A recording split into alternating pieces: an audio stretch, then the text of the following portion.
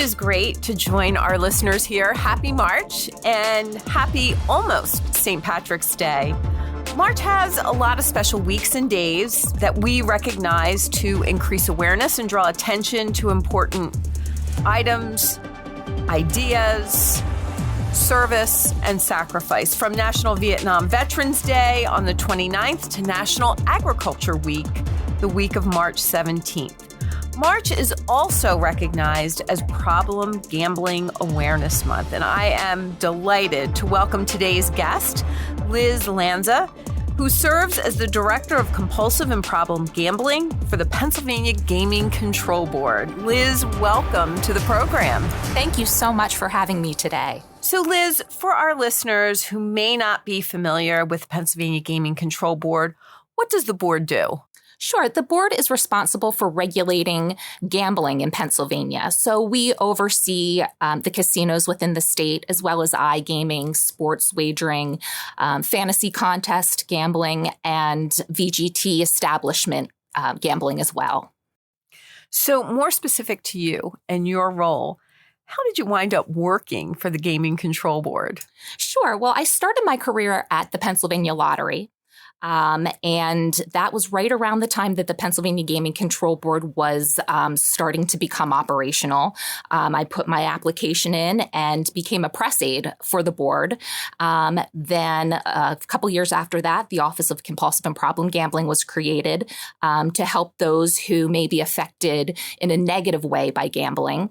And I started working for that office, and here I am today. That's quite a journey. Yes. I had the opportunity to witness the drawing of the numbers for the Pennsylvania Lottery. And it's a minute and a half on television, and it's several hours. All of the work that goes into it, the auditing on the front end, the auditing on the back end, all of the controls that are in place. It was absolutely fascinating. Yes, it is. And for the past year, I've had the honor of representing Springettsbury Township in the Senate of Pennsylvania. And that township is home to a Category 4 casino. To the everyday York Countian, it looks like any other casino across the state. But there are differences within the various casinos in Pennsylvania. It is the first casino for York County. Can you talk about the different types of casinos that we have? Sure. So there are several categories of casinos in Pennsylvania. We have our Category 1 casinos that are connected to the racetracks, the horse racing tracks. We also then have our Category 2 casinos, which are just the large standalone casinos that are not connected to the racetracks. We have Category 3 casinos, and those are the resort casinos that are attached to a resort.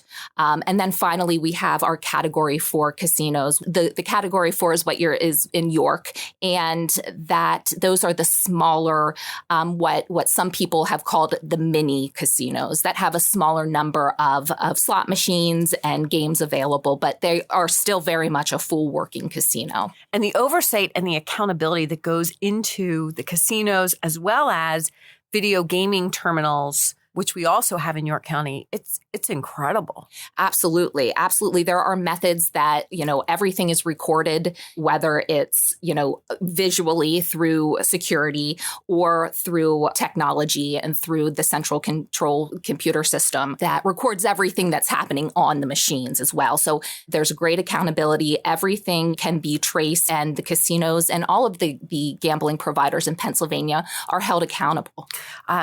I was able to take a tour, and it was absolutely fascinating. I think it's probably the safest place in York County, from the state police that are there on site monitoring everything, what the Gaming Control Board does in addition to local law enforcement. It was impressive. Now, your job takes you on the road a lot, and collaboration with law enforcement and other gaming oversight groups from across the nation on this matter. And I have even seen you work with international problem gambling groups as well. What have you seen and heard when it comes to addressing how states address the problem of problem gambling? Sure. So when it comes to problem gambling, The individuals in all of the jurisdictions in all of the states really, really come together and work together. I have to say that this community is so supportive of each other. We're constantly talking. There's national groups that get together. So we are always sharing ideas. And I think that is the most important thing. Often I'll get a phone call from somebody in another state, whether it's Ohio or Colorado, and they'll say, hey, we heard you have, this great self-exclusion program. Can we set up a meeting to discuss? And, we'll set up meetings between regulators. We also discuss things with, national problem gambling organizations like the National Council on Problem Gambling. So I think the most important thing in my role is to stay connected and to know what all the other jurisdictions are doing. And there are a lot of things that we're all doing when working together. It can be anything from the regulations that we're writing to actual operators who are providing the gambling materials are also joining these groups and saying, what can we do proactively as well? So it's a really great community to be a part of. That's fantastic. And gaming revenues do a lot for our Commonwealth. Casinos are taxed at 52% here in the Commonwealth. I will shamelessly tell you I'd like to plug legislation that would push all new gaming revenue to property tax relief. And it was well before my time in the legislature when gaming was first legalized. I believe it was about 20 years ago. And folks were told, they were promised that there was hope for so many beleaguered homeowners. And gaming currently provides some relief, but I hear a lot about it that those property owners would like to see greater reductions to their school property taxes, or in an ideal world, get to complete elimination of school property taxes. Can you talk to us a bit about what all of this gaming provides financially to Pennsylvanians? Sure, absolutely. So I'm going to talk a little bit about some of the things from my perspective in my office and also other offices in the state that deal with problem gambling. So when the state passed the legislation, both back in 2004, again in 2010 with the table games legislation, and then in 2017, again with the large expanded gambling bill, the legislature was gracious enough and had enough foresight to put in a good amount that goes towards problem gambling. So a percentage of the gross revenue that comes from gambling revenue, a percentage of that goes towards problem gambling. Treatment, prevention programs, and that all goes through our Department of Drug and Alcohol programs. And they've done an exceptional job, especially over the past few years with COVID. They were able to move the state-funded treatment to an online environment so that people could have access to treatment from their own homes. The money that the legislature set aside has been doing some great things in Pennsylvania on the problem gambling front.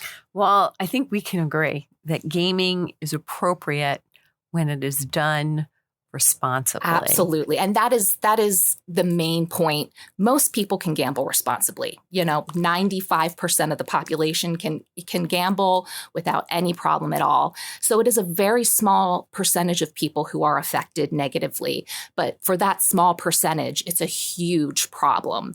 And, as long as we are putting protections in place, we are able to treat these problems head on. So important, and a great transition to looking at problem gambling. What are some of the key indicators that someone who is gambling may be addicted, may have problems? Sure. So there are a lot of signs and symptoms for problem gambling. The one thing, though, before I give you some of those examples, the one thing that we have to realize is problem gambling is known as the hidden addiction, because unlike somebody who may be addicted to alcohol or drugs, there are no telltale physical signs necessarily when it comes to problem gambling. The person isn't stumbling or slurring their words. You can't smell alcohol or see see any paraphernalia laying out as you would maybe somebody who has an addiction to drugs or alcohol. So it's very easy to hide a gambling addiction. But with that being said, there are signs and symptoms. Things like the individual is preoccupied with gambling. They're always talking about it. They're talking about their next win, how they can get money for gambling. Somebody who is always on their phone and on gambling apps, especially nowadays that we have online gambling, we probably able to see that easier when the person's right in front of you. They have their phone, their laptop out, if they're on gaming sites, and they're spending more and more time on these sites or more money on these sites or at the casino or at the VGT establishment or on the lottery or any type of gambling. These are some of the signs and symptoms. And like I said before, treatment is available and it helps. It really does. So what steps does the Gaming Control Board take to protect these individuals? Sure. So there's a lot of things that we do. First, we try to go the prevention route, and we require our operators to provide tools that can help individuals keep their gambling at responsible levels. An example of this is our iGaming sites. We have responsible gaming limits. So individuals can limit the amount of time that they spend on the gaming sites, the amount of money that they wager. There's all different types of limits that they can set to keep their gambling at a responsible level. And then for the individuals who do ultimately feel that gambling is harming their life, we also have our self-exclusion programs. And those programs effectively allow individuals to ban themselves from that type of gambling. So if you know a family member or you have a friend who you think might be in trouble when it comes to gambling, what do you recommend they do? The first thing I tell people is always remember the number 1-800-GAMBLER. That is the helpline number in Pennsylvania. They also have text and chatting options as well. So if you're not comfortable speaking with a person over the phone, you can always text or chat online. But that is the helpline number where you can find your community resources. So wherever you live in Pennsylvania, when you call that helpline number, they will give you resources in your exact area, whether it's a treatment provider, GA meetings, things like that. So that would be what I would tell an individual, who says, I think I may have a gambling problem. I'm not sure what to do. I would have them reach out to 1-800-GAMBLER and get themselves set up with somebody who can give them an assessment. It's great advice. 1-800-GAMBLER. Yes. Fantastic. Is there any legislation out there that could assist the board in addressing the challenge of problem gaming? So there is legislation out there now that, if passed, it would allow for individuals on our self-exclusion program and enrolled in our self-exclusion program to potentially receive an assessment if they violate that self-exclusion. So basically, if somebody enrolls in self-exclusion, they ban themselves from entering a casino. And if at some point during their time on the self-exclusion list, they are found in a casino, that would be a violation. So what happens is the individual could be arrested for trespass. So they would have to go in front of the district magistrate of their area. And this legislation would allow that magistrate the opportunity to divert this person to get an assessment and, possibly go through treatment as a way to help with the gambling problem, with the underlying issue of what is going on in that instance. Well, I think, we've seen diversion courts be tremendously successful in other areas. So hopefully this is something that can be put into, your quiver of tools to help solve the gambling problem. We laugh. When I was a House member, I was put on the gaming committee, and I went to leadership and I said, did I do something to offend you? I'm not a gambler. I really don't know much. As a matter of fact, I said, when I turned 18, I placed a bet on a horse, and that horse lost its jockey in the starting gate. And I took that as a sign that maybe I should never gamble, at least on horses. ever again. So they told me, just wait and see. You'll understand why you were there. So it was really a learning experience for me. Oh, and yeah. I appreciated that opportunity. Yes, there's so much that goes into it and that's involved in the gambling world on the regulatory side, on the legislative side. It is very interesting. Well, Liz, do you have any parting words of advice and where folks can find out more about what you and the Gaming Control Board do on a daily basis? Sure. So my website, my office's website, the Office of Compulsive and Problem Gambling, is super easy to remember. It's responsibleplay.pa.gov. And on that website, you can find information on our self-exclusion programs. We have online enrollment for those programs. So we have our link to enroll is right on that website as well. And there's also links to our Department of Drug and Alcohol program that gives information on treatment providers. So, we have links on responsibleplay.pa.gov. And also always remember, as we said earlier, 1-800-GAMBLER is available 24 hours a day. And there are people live who answer the phone, live operators who answer the phone and provide information. So 1-800-GAMBLER is also something that everyone should remember.